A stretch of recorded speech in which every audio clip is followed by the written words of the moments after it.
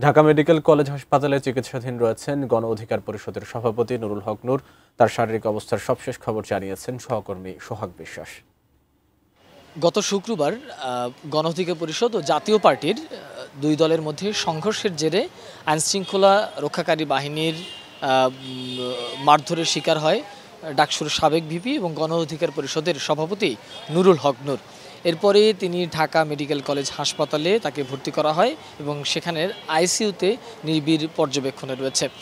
Dhaka medical college হাসপাতালের পরিচালক জানিয়েছেন ভিপি নুরুল হক নূর এখন অনেকটা উন্নতির দিকে রয়েছেন। তার যে শারীরিক অবস্থা সেটি উন্নতির দিকে রয়েছেন। আগামী এক সপ্তাহের মধ্যে তিনি বাসায় ফিরতে পারবেন।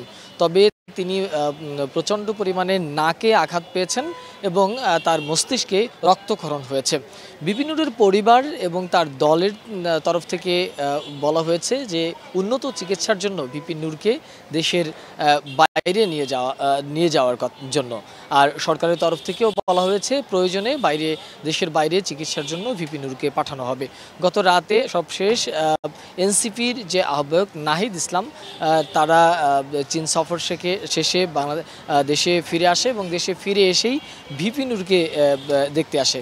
সেখানে তিনি শঙ্কা প্রকাশ করেছেন যে জুলাইয়ের যারা অভ্যুত্থানে যারা নেতৃত্ব দিয়েছেন তাদের এই হামলা এটি একটি গভীর ষড়যন্ত্র এবং হাসপাতাল কর্তৃপক্ষ এরই মধ্যে একটি মেডিকেল টিম গঠন করেছে।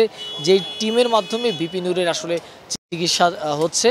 তারা বলছেন যে যে কোনো ধরনের চিকিৎসার জন্য ঢাকা মেডিকেল কলেজের হাসপাতালে যে টিম রয়েছে তারা কাজ করছেন। এই ছিল আসলে ঢাকা মেডিকেল কলেজ হাসপাতালের সামনে থেকে ডাক্তার সাবেক ভিপি গণ অধিকার পরিষদ সভাপতি ভিপি নুরের শারীরিক অবস্থার সবশেষ অবস্থা।